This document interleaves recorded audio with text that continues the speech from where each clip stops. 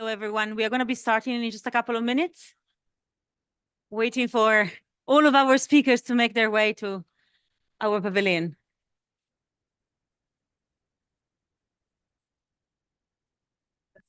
Yeah, sit here and then I'll call. I wanted you all on now.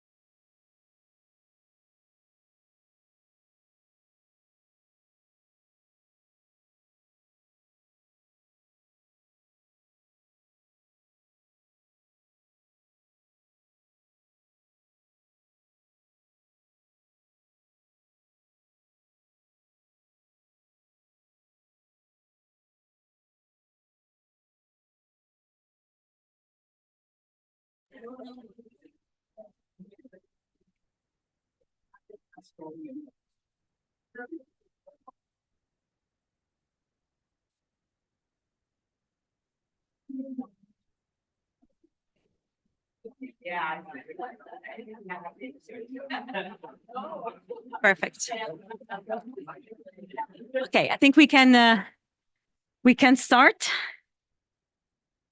And I want to start by wishing you all a good morning and welcome. Welcome to the session, Cities on a Mission, Unlocking Net Zero Resilient Future of Urban Transitions. My name is Giorgio Rambelli. I'm the Director of Mission Innovation Urban Transition Mission, and it will be my great pleasure to moderate the panel of today. So we all know, and that's why we are here, the climate science shows us that we really need to make, is this too far?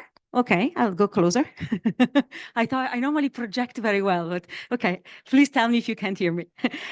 So we all know that, of course, climate science is telling us how we must make deep civilization-wide changes by 2030, and the worldwide action is more urgent than ever assessed before.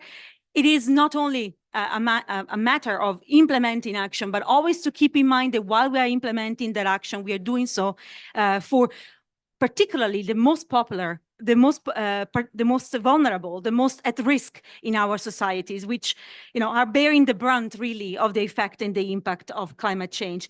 We also know that these impacts are very much amplified at the local level, and that local governments, cities, subnational governments are truly at the forefront when it comes to take meaningful climate action. So because of this, it is important to also remind ourselves that climate action can be something that is implemented in silos. We can't do any of this if we act alone. So partnership across different sectors and across different systems are essential to make sure that we are fully benefiting from this opportunity that urbanization is bringing us to really leverage these processes and to make meaningful and impactful change. Now, there is a good news in all of this, not only challenges. And the good news is this trend of urbanization is indeed a critical opportunity for us to truly advance climate and climate development that is both low carbon and climate resilience. So we have, of course, already seen how local governments are committing worldwide to really undertake this action, and the over 13,500 cities across the world that are already signatory of the Global Covenant of Mayors for Climate and Energy are showing us how not only cities can commit, set ambitious targets, but also how they can act on a day-to-day basis. So while amplifying this collaboration and also empowering these different cities to really help them to future-proof their strategy, to look forward to a more sustainable future and implement a vision of an inclusive and net zero future, we really thought that this should be the goal of an overall mission that is aiding us in really reach this objective and helping our cities. And this is where the Urban Transition Mission was born. So the Urban Transition Mission that is hosting the session of today mobilizes decision makers across all levels of government and across all different sectors of partnership with one idea: prioritizing altogether net zero pathways that can enable, through clean energy, through climate action, systemic innovation across all sectors and in governance. So we do so by fostering capacity building, closing the gap between research, development, and deployment, and in particular by brokering solutions, bringing together these actors, these partners, these initiatives that have already helped us formulating solutions, innovative solutions to tackle these issues at each stage of a city climate action journey. So as a mission, we want to empower cities across the world to really adopt this solution and to mobilize not only their commitment, their knowledge, their ambition, but also to help reach the tipping points in cost and scale of the solutions that are needed to make this transition happen. So for the past year, we have exactly been doing that. We have already started engaging since last COP 48 ambitious cities. We have 2 of them here on the stage with us today. And we have worked together, first of all, to take stock of what are the challenges that these cities are facing. Based on these challenges, we have identified 7 different clusters of research, knowledge sharing, and action.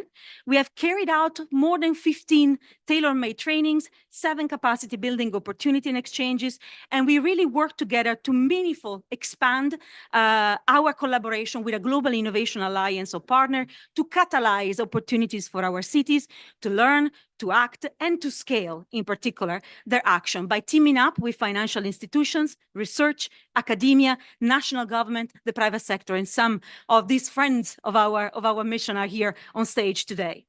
We kicked also off 25 plus pilot projects with the support of the same actors, and both at the institutional level and at the private sector level. And we managed to also launch a knowledge sharing platform for our cities to be able to exchange. This is the Urban Transition Mission Center, and I believe we will hear a little bit about it later on today. So in a nutshell, what we have done is to help our cities, these 48 that have begun engaging with us, to continue advancing in their decarbonization journey. And these cities collectively are right now committed and working towards an expected reduction of 21,635 tons of CO2 equivalent, which is pretty much the equivalent of 3,000 trips in economy class, I have to say, between Miami and Newcastle. And both in Miami and Newcastle are a part of our mission. So a shout out also to them. And this is just the beginning, because today is also a celebration day. I'm pleased to announce that our family is from today doubling its size. But I want to keep you on your toes, so I will tell you a little bit more about that in a little bit. So today, taking stock of our results, learning what our cities have been doing, hearing from our partners and why they are engaging in urban transitions, and most of all, learning by the inspiring stories, but also the challenges that we have encountered in this journey. So I'm joined by a distinguished panel that will be helping me to navigate this conversation today. So here on the floor, you can see Minna Arve, the mayor of Turku from Finland. Thank you for being with us, Minna. Joana Presa Pinto Balsemão, she's a councillor for the city of Cascais in Portugal. We have Andy Deacon, the co-managing director of the Global Covenant of Mayors for Climate and Change, one of the co-leads of our mission. I'm pleased to introduce to you Lynn O'Grady. She's Deputy Head of Sustainable Infrastructure Group at the European Bank for Reconstruction and Development. Hello, Lynn. Here beside me, Esther Mojaroshi, Head of Innovative Finance at the ICLEI World Secretariat. And I'm not going to try. I'm sorry. Okay, I'll try. Umam Mahesh Waran. Almost. Mahesh, dear colleague and friend, Rajat Khara is an Urban Resilience Senior Advisor at the Coalition for Disaster Risk and Infrastructure, CDRI. So thank you very much for being with us. But before we begin this momentous discussion, I have the great pleasure to give the floor to our keynote speaker. And I'm extremely grateful that you found the time to be with us this morning in these very busy days. I would like to give the floor to Asif Nawaran Shah. He's a specialist in inclusions and constituency engagement of the COP28 presidency. Thank you. And thank you very much for having us here.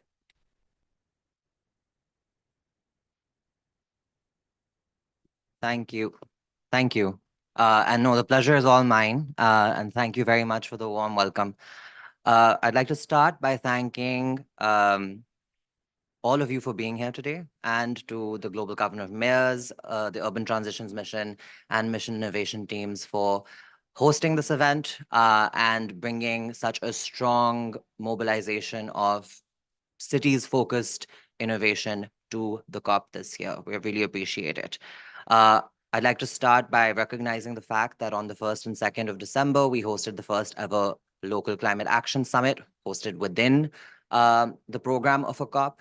And we're looking to take the success and the outcomes of that summit forward, not just through the end of this week on December 6th, where we'll be hosting our first multi-level action day at a COP, but also towards the end of the 2 weeks at COP. One of the key outcomes we announced as a presidency at LCAS was the Coalition for High Ambition Multi-Level Partnerships. And this is a new coalition that has been endorsed by over 60 national governments who are committing to better partnering with subnational governments in the planning, financing, and implementation and monitoring of future climate plans and strategies, including future NDCs, the next round of NDCs in particular. And JAMP recognizes that Paris-aligned and science-based collaboration between national and subnational governments is really critical to helping us achieve the goals of the Paris Agreement. It recognizes that this collaboration creates additional potential for emissions reductions, for strengthening adaptation and resilience, and for averting the worst impacts of climate change that, of course, many of our cities around the world are already facing. So we're very pleased that we have received such an overwhelming response to this new initiative, and it would not have been possible without the support and the advocacy that our partners in this room have provided to JAMP being launched, and in the future, JAMP being implemented. So once again, thank you very much, of course, to Andy and the LGMA constituency for your consistent support and advocacy. And when we're talking about unlocking this additional potential for mitigation, for adaptation and resilience, for averting loss and damage, innovation is a key lever for the creation of this additional potential. 90% of urban emissions can be reduced through currently available, technologically feasible measures in cities. And these measures have the potential to create millions of jobs and generate trillions in revenue for urban areas and communities. And this is the transition that will really be critical to achieving the goals of the Paris Agreement and building livable and sustainable human settlements in the years to come. So for that, I'd like to recognize the work of the Urban Transitions Mission from the COP28 presidency for being a critical platform to advance this place-based, science-based innovation that will take the cities of today forward into being the cities of tomorrow. And on that note, I'd also like to highlight that on December 6th, on Multi-Level Action, Urbanization and Built Environment Day, the partners that are hosting this event will also be hosting an Innovate for Cities implementation showcase from 2 to 5 p.m. Once again, thank you so much for mobilizing the community around this COP and providing a platform for cities to showcase not just what they need, but what they are already doing to advance climate action and innovation in this space. So with that, I won't take up any more of your time. Thank you once again for having me, and I look forward to the rest of the event. Thank you.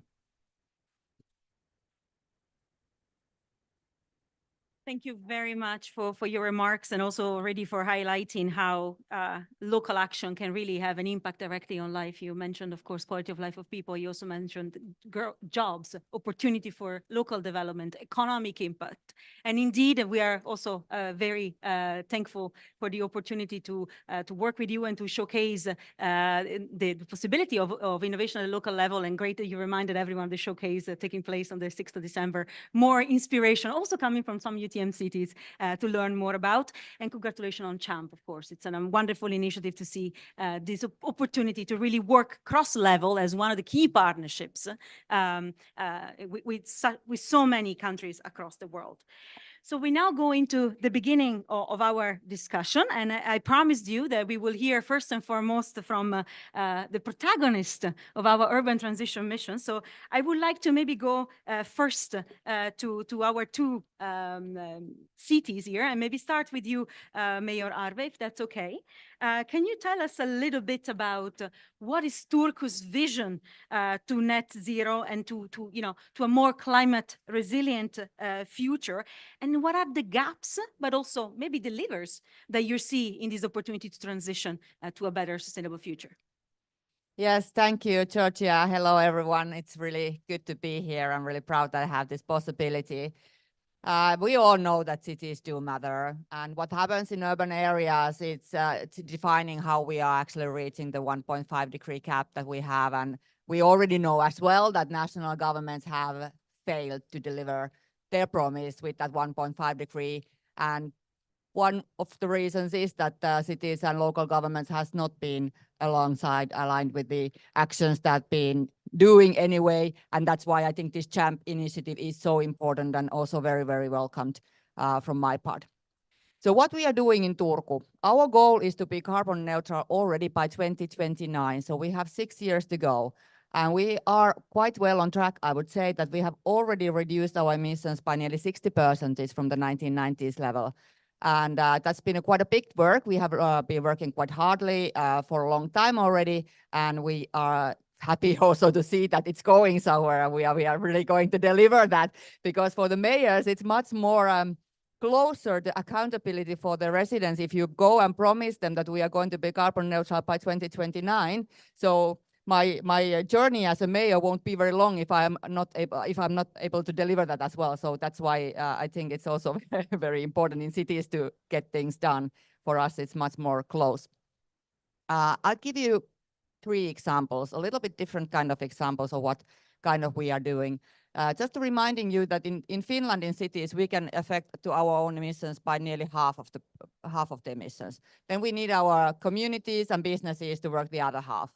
So that's why it's so very, very important to take the community very well, to kind of all the residents that they are thinking the same. They are supporting the policies, but they are also doing their own actions, as well as the businesses. So my first example is coming from the businesses, and it's maritime sector, which is very, very big one in Turku. We have a big shipyard, and they have a big ecosystem, which is not only for building the actual ship, but the big cruisers that they are nowadays more or less on a city which is built on the boat or on the ship. And they have an ecosystem where is there subcontractors, there are everything from the food supply, from textile supply, for working with the universities of applied sciences in order to make a carbon neutral cruiser and making a sustainable way of the cruising business, which we all know that is not very suitable at the moment, sustainable at the moment. So that's what they are reaching for. And they need the whole ecosystem, and they all need us to share the same ambition. And actually, we have been one of the making them to be encouraged to be ambitious as their goals as well, while they know that we are doing as a lot with the city, a lot as a city working with the academia, so they have kind of find that example to work along with us. And they have had a lot of support from what we are doing, very concrete examples, public transportation, energy supply. Our energy transition is already made, so our heating system is already based on renewables, not anymore on fossils, so they will have the sustainable means of energy. But that is very, very important. And also they are getting some financing for that from the Finnish government to do that R&D inputs to that sustainable way of producing cruisers in the future. My second example, very shortly, is something we call Urban Biodiversity Park.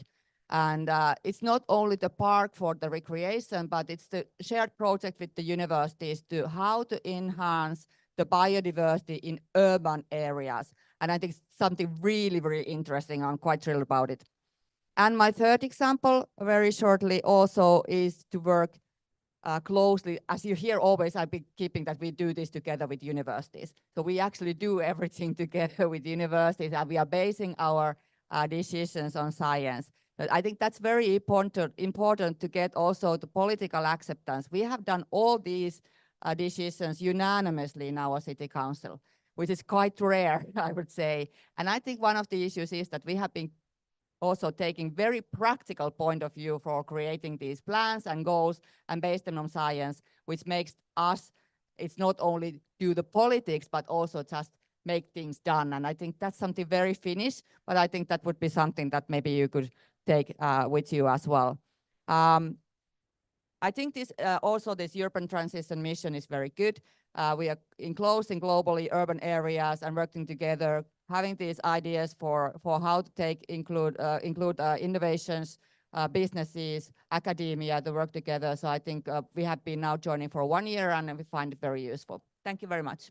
Thank you very much, Minna, for these inspiring examples coming from your experience, and also for reminding us of the role that accountability has when we are trying to engage our communities and to bring forward policies, of course, but also for kind of sharing some specific elements that really foster collaboration with difficult sector like shipping could be. And I think this idea is really important.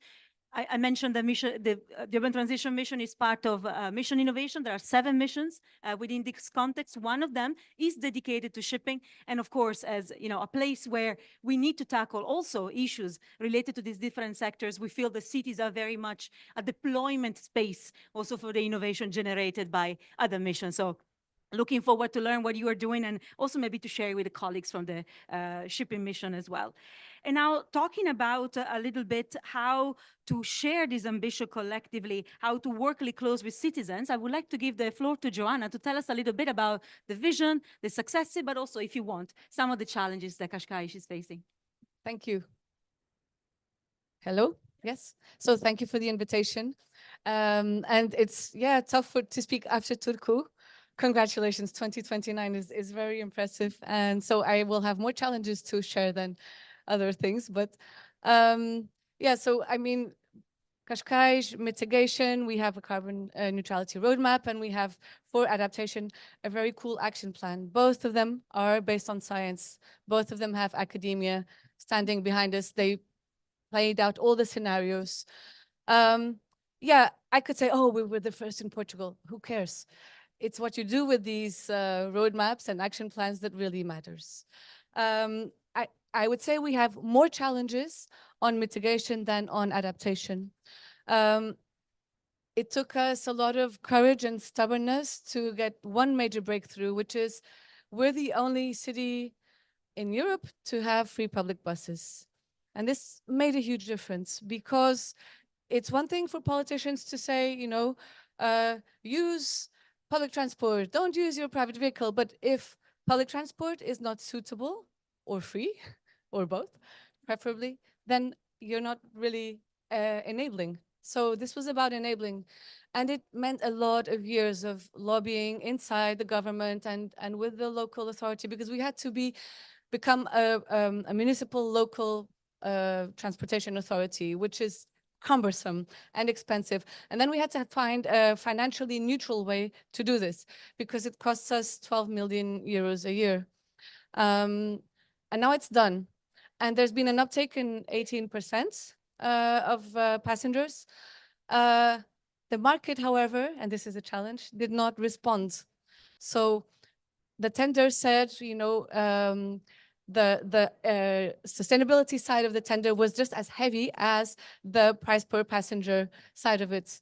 There were no companies coming forward with electric vehicles or hydrogen. So we got Euro 6, which is great, much better than before, because it means PM 2.5 went down 80%. That's massive. But it also meant we could double the bus routes, which is also great, and they're still cheap, but the market did not respond the way we expected it to. So I'm sharing this. And then we went into hydrogen, and we did this out of our own accounts. Before hydrogen was even viable, it was only in demonstration phase. And the thing with hydrogen is that there are not enough vehicles running on hydrogen because there are not enough stations to pump up the hydrogen in. So, and this is like a non-ending cycle. So what did we do? We bought 4 hydrogen buses, which is expensive. We got a portable hydrogen pumping station, and now we've launched the tender to have a pumping station just for green hydrogen. And the construction starts next month. But it meant a lot of money from our pockets. And so sometimes it is expensive to be innovative, and it's risky. On adaptation, I have to stop? No, on adaptation. Yes, I will. Yeah. On adaptation, it's difficult to work with nature. It's wonderful, but difficult because nature takes time.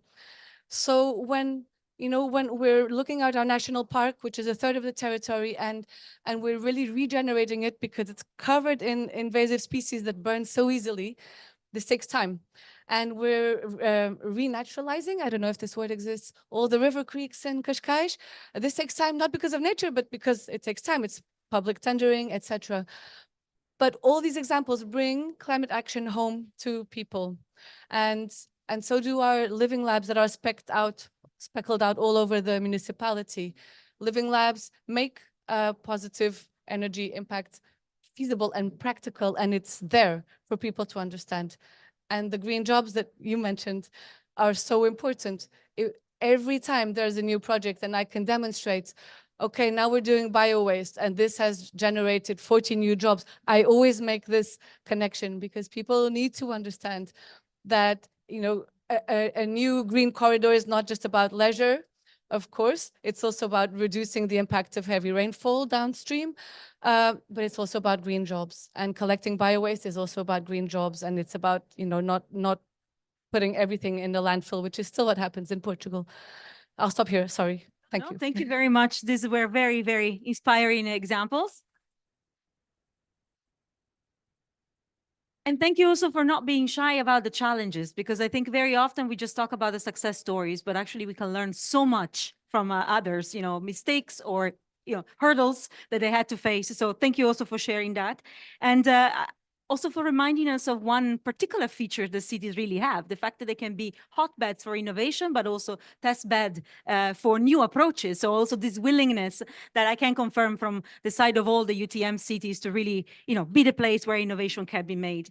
Nonetheless, you did flag an issue around, the difficulty, for example, in your case of gathering the interest from the market. And maybe I would like to go to Lynn now to talk a little bit about that challenge. After all, today is Finance Day, Lynn. So I'm sure you are on hot demand today. So our cities, our UTM cities are piloting solutions. We are selecting together with them 1 or 2 opportunities to really test out some of the things that we want to do together. They are based on defined plans and defined actions that in theory or in practice, hopefully also will help them future-proof the vision. Nonetheless, many of these different projects that are already in the pipeline struggle to access funding. And very often it's because the plan is not aligned with an investment plan, for example. What is your perspective in this regard? Any words of wisdom or any challenge that you see from your side as well? Thank you very much, Georgina. So first of all, thank you for this invitation to speak at this event. So I'm going to sort of present from the perspective of EBRD. It's a regional development bank. And, you know, what are we looking for in project investments? And I've worked at EBRD for 30 years and always in the infrastructure space. So, I mean, first of all, increasingly, particularly in the city space, this sort of concept of a plan, you know, a city really having a vision, this 2030 vision, and building investments around that. And maybe I can do a little plug at this point in terms of what I work on, which Asif knows well, and it's Green Cities, it's EBRD Green Cities. It's a program where we work with cities and we link this strategic plan which identifies investments based on the environmental challenge of a city. So I think planning is really important. The second thing is you've got your plan, then you will have your investments. Those investments need to, first of all, they need to make sense. They need to be feasible. So you need your due diligence there. You need a consultant to work on that.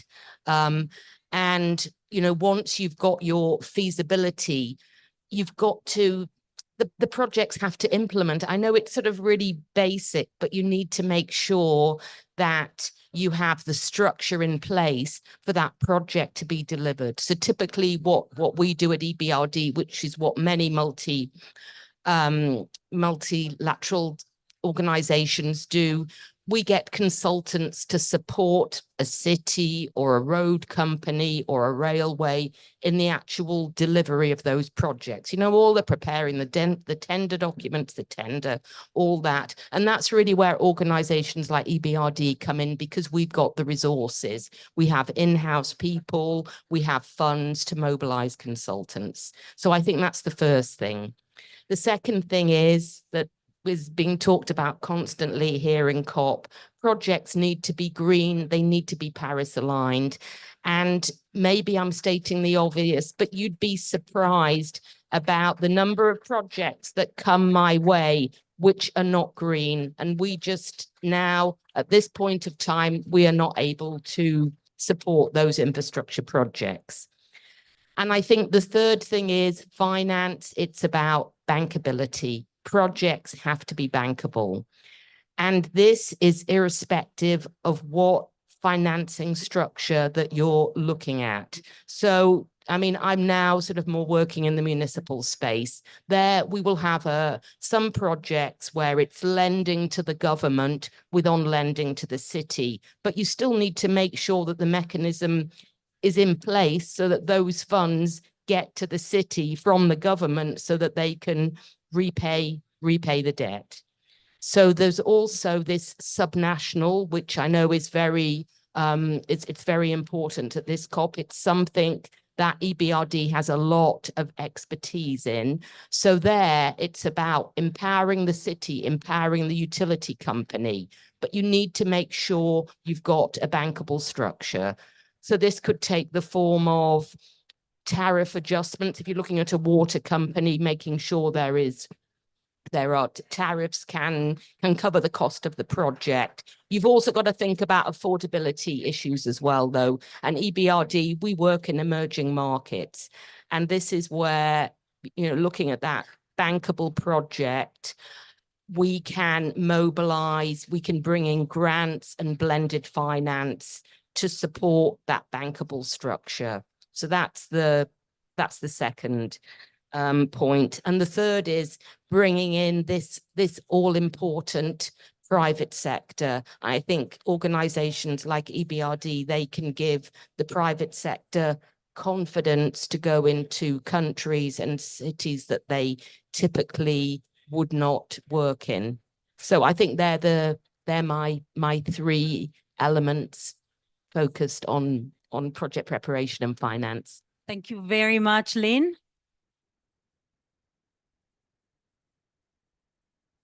for giving us your ingredients, really for accelerating our access to finance. I think when we talk about mobilizing blended finance, but in particular also building the confidence of the private sector, and we heard an example now of a market now being ready to engage. I think it's an essential dialogue that as Urban Transition Mission we are willing to explore. And with EBRD in particular, we've been looking into ways to kind of unlock this knowledge. I know you have these modules for cities to learn about how to align their investment plans with their actions, and lots of very good resources that can really help them in kind of facilitating some of these different processes. And speaking about the importance of building capacity building and knowledge in the cities to be able to also create their own bankable project and to access the right mixture of finance for their needs. Maybe Esther, I'll go to you because, but first of all, of course, you are an expert on finance, but you also have the wonderful opportunity to work in the Urban Transition Mission Center, where one of the tasks will be to really support also cities in learning more about opportunities for finance. So what kind of solutions are you planning to bring out there for them, for the knowledge, and what type of gaps, together with the rest of the partners of the UTM, or the Urban Transition Mission Center, are you planning to bring forward? Yeah, many thanks, Georgia. And yes, I will also speak about challenges first and then the solutions. So indeed, working together with local governments, reaching the level of the investment readiness, the bankability for the projects, it's a real challenge. And it's a very, very long journey, which is often underestimated. So we are trying to support the local governments in many ways. So one is the ICLEI's Transformative Actions Program. So it's not ICLEI, actually it's led by ICLEI, but we are doing in a partnership with 16 partners. And so also just now, very recently, a few weeks ago, we organized together with the UTM Marketplace, where we supported 4 UTM city projects to build their pitch, but then also to do their pitch in front of a jury, which was composed of financial institutions. And then obviously we will also follow up with those potential financial partners on all the promises they made during this marketplace that the project will be then taken up. So basically through this Transformative Actions Program, which is an opportunity for all UTM cities to apply for. So basically we mobilize projects, then we screen them. We accept projects at any stage. And then here, our goal is really to help them, depending on their needs, either to build up a strong concept, either to connect them with potential project preparation facilities. We work closely together with the EIB and the World Bank Managed Gap Fund, which focuses on the very early stage project preparation. But we work together with all of the CISFLA hosted Lucy initiatives. So we really have a large partnership. I hope we can offer for the UTM cities to advance with their project preparation with the ultimate goal to access finance for their ideas. So this is the solution what we bring in, and then also accompanying this journey with a lot of capacity building. So in the past, but also recently and definitely in the future, we are developing always city demand-driven capacity building and knowledge management tools. So we really try to keep them simple. We try to make them understandable. We try to make them available in multiple languages. And then also obviously delivering these trainings either for a larger group, or we do also tailored trainings, even bilateral ones, when we really coach the cities to ensure that they really get the knowledge what they need for their project preparation. Thank you very much. And I think that, indeed, and I think that curation of really understanding where the city of the UTM in this case, but of course cities across the world are standing in their journey to implement a specific project, and kind of allowing them to learn more about what are the options and which one are the options that are more dedicated to them. It's very much about the principle that the Urban Transition Mission has of brokering these solutions in a way that is as close as possible to enable them in implementation.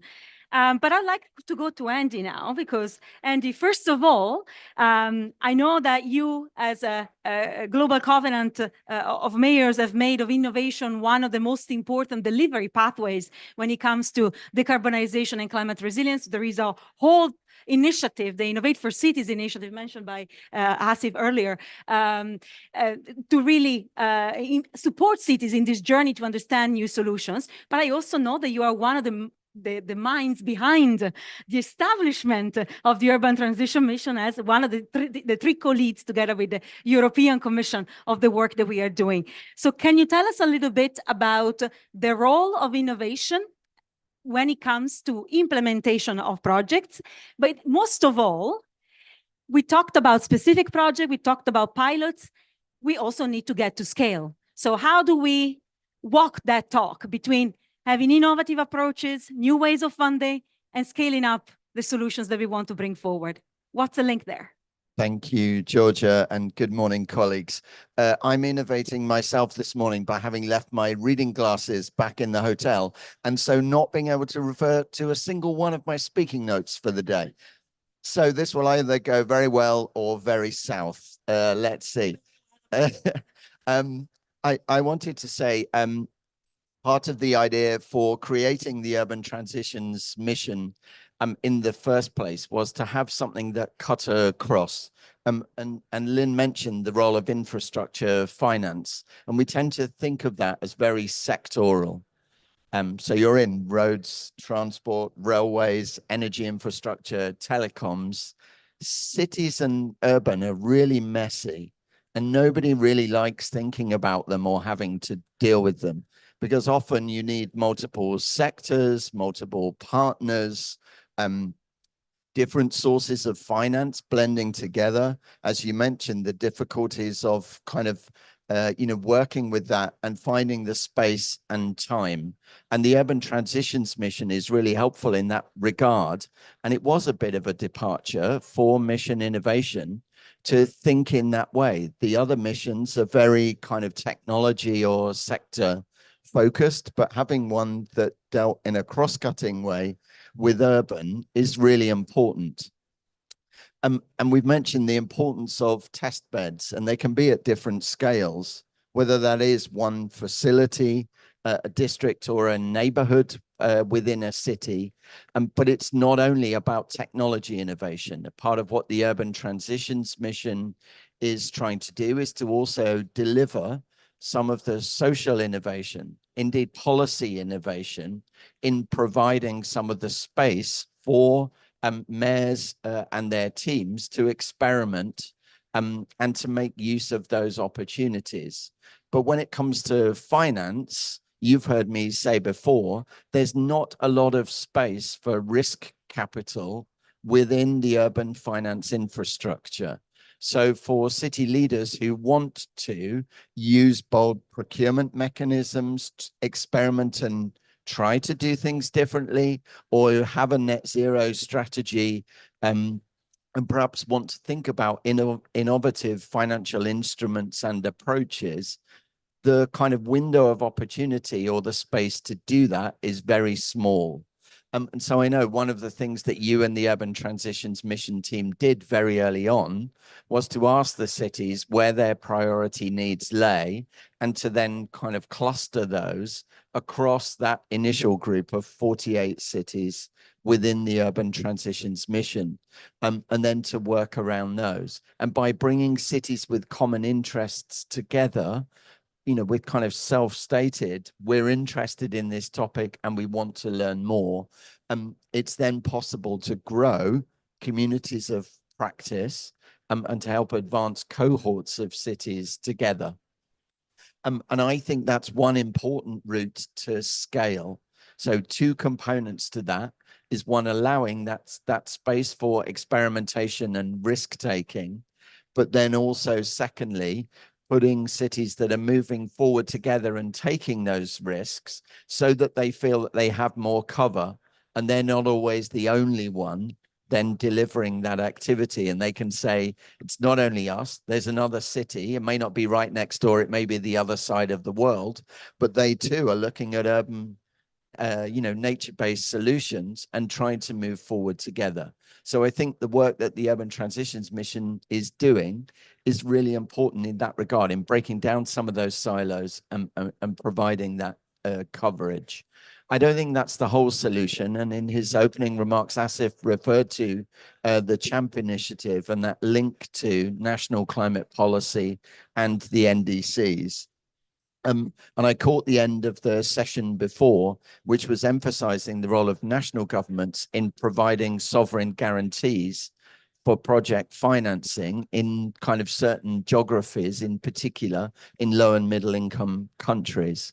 And again, I think then some of the work that the Mission Innovation is doing, which is a normally country-led initiative, is then also making that link to the national level.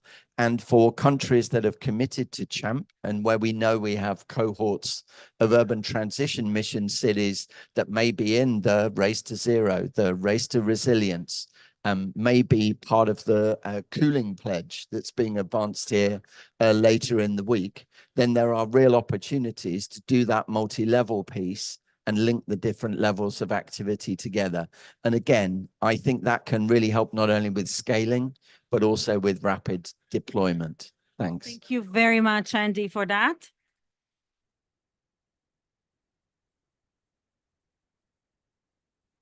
You said that cities might be felt as a really messy space. Some say messy, I say creative. So I think we should really try to really leverage that opportunity for creativity and co-creativity across the board. And I think, again, your point about bringing together different levels, I think it's essential to make sure that we have the right enabling framework to test out these important solutions, and of course also to be as quick as possible to bring them at the scale that we need. So thank you very much for that. So we also hearing that there is not much space for risk when it comes to investment, but unfortunately, we do have a lot of risk at the urban level. So Mahesh, I'm now looking at you, and I have a two-folded question, a little bit about the challenge around not only innovating when it comes to doing things differently within a sector, but in particular cross-sector. Because we talk about energy system, we think about cutting emissions, for example, but this infrastructure also needs resilience. So can you tell us a little bit more about that? And then very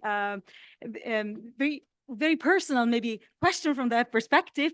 We are discussing now the opportunity for you to become one of our partners within our Global Innovation Alliance. We are really looking forward to be able to see you in our website as one of our partners soon. What made you think that this is a good idea to partner up together with us? You heard it. We are messy. Thank you, Georgia, and for first having CDRI in this forum and talk about some of the critical issues which cities are facing as of today. And also thanks to European Union, who are our member partners. So in some way, we are already aligned, but it's important that we work more closely together. Before I come to your second question, I want to just give you a sense of what is happening around the world. Recently, CDRI did a global analysis, a probabilistic risk analysis across all countries for 6 key risks, which are both geophysical and hydromet, across 8 different infrastructure types. What we realized is 70% of the risk, which majority of the countries and including cities within the countries are facing, are hydromet related. So they are climate related in some form. And what cities are facing is, out of the total loss which are emerging from these risks, much of the cities, much of the countries are losing pretty much close to 2 to 5% of their annual investments. So what it roughly translates is most of the countries invest around 10% of their GDP into infrastructure. And if you're losing 5% of it, so whatever your goal towards achieving, basic services for all, equality, equity, and also infrastructure catering to your development economy is going to be reduced by half. So whatever the countries and cities are planning to do and to achieve by 2050, it's going to be pushed to 2070.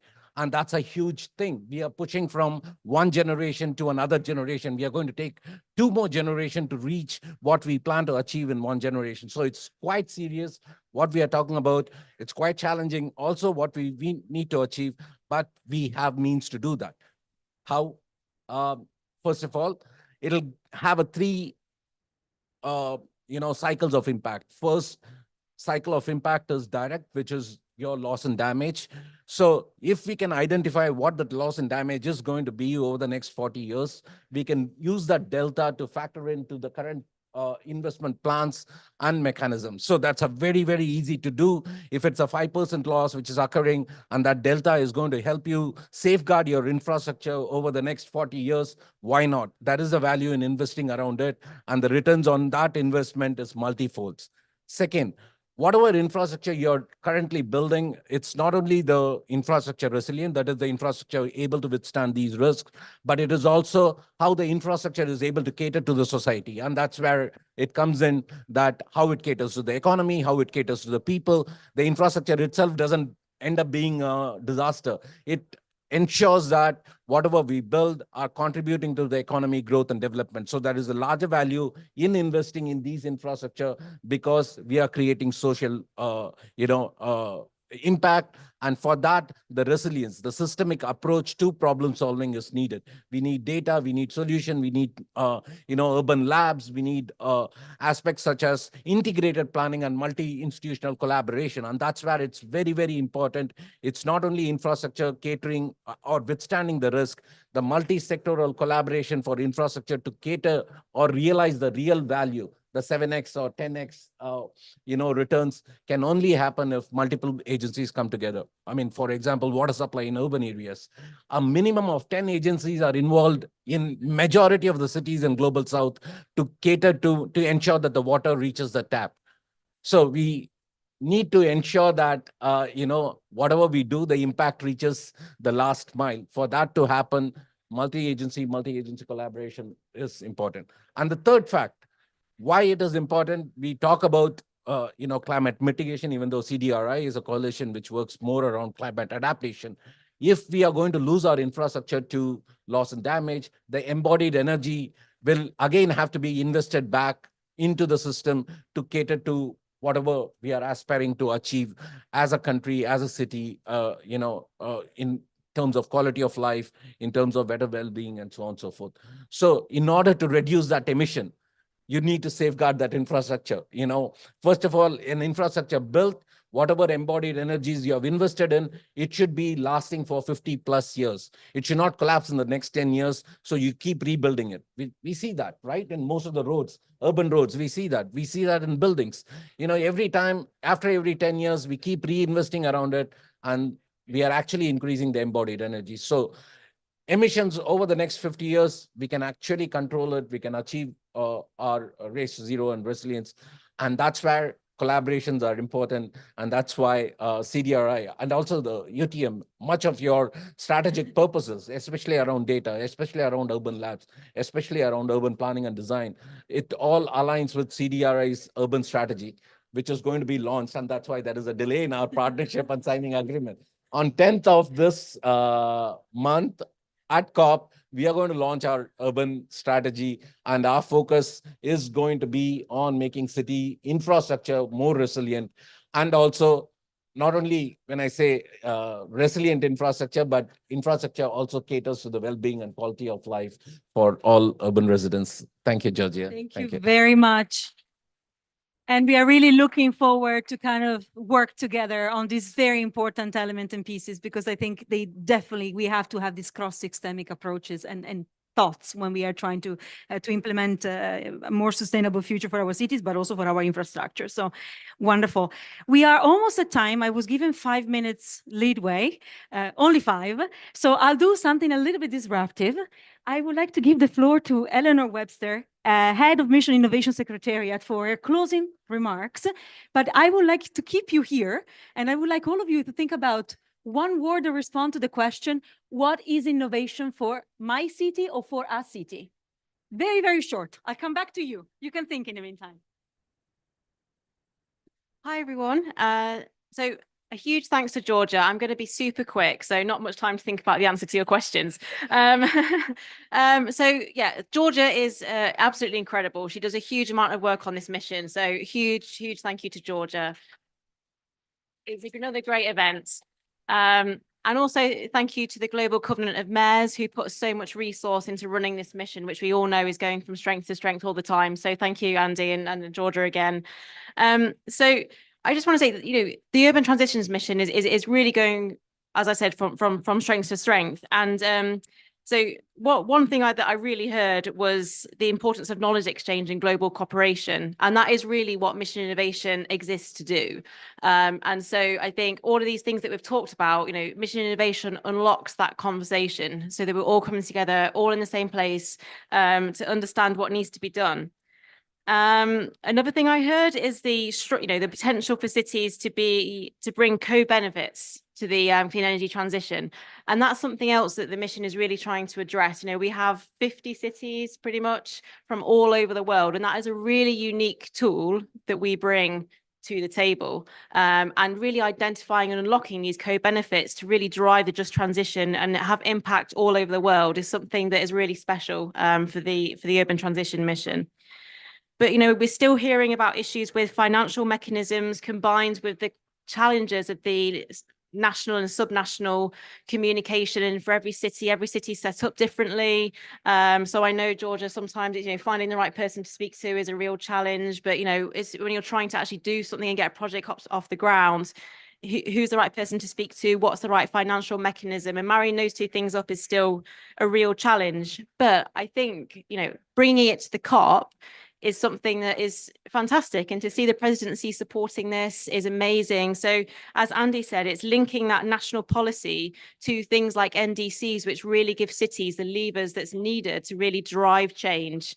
And hopefully that the mission will continue to bring this conversation together. So please do continue to follow us. The mission is where progress of cities is going to be. So thank you, everybody. And thank you again to Georgia. I hope you've got answers to your questions. Shall I keep talking? No? Okay. I'll leave you to it.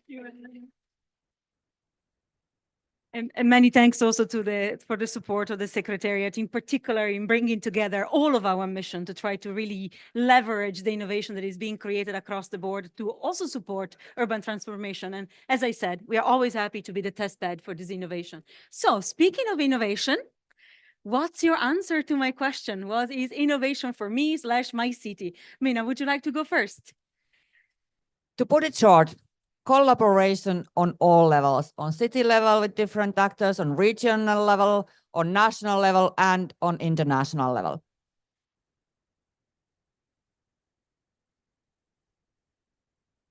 Joanna? Ladies first, you see? Well, I would say for one, initiatives like UTM and IPCC's Summary for Urban Planners, the UN Secretary General's initiative now with local authorities, finally, CHAMP, all of those just recognizing the role of cities, the super important role of cities, which is where the battle will be won or lost. It's in cities, in micro cells of cities.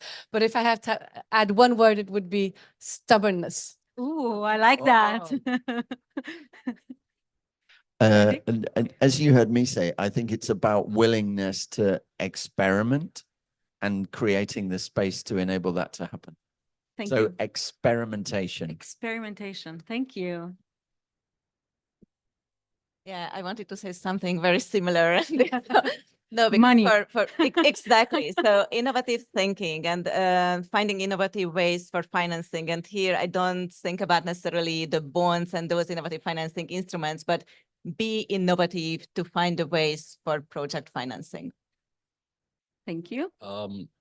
I think innovation is not about solving current challenges, but about future extremes, because what we are going to face is still unknown. And if we can be innovative enough to address that. So future extremes. Yes. Thank you very much. No, it's perfect. Thank you very much to all of you.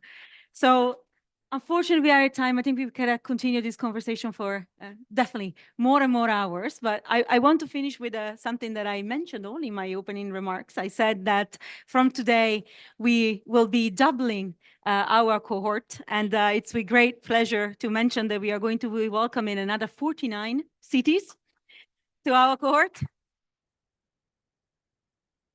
From Accra in Ghana to Buenos Aires in Argentina, from Mat in Albania to Lund in Sweden, from Menjes in Lebanon to Baguio in the Philippines, from Sheki in Azerbaijan to Braga in Portugal.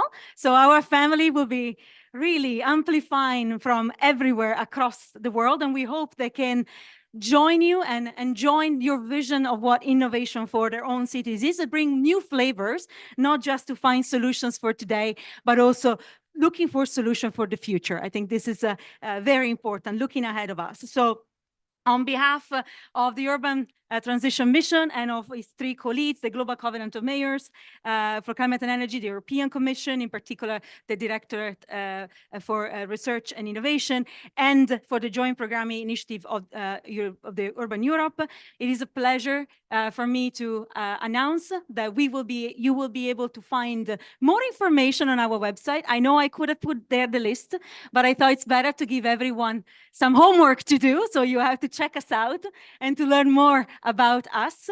And please do continue joining this conversation. Both the cities become part of our mission, join this family.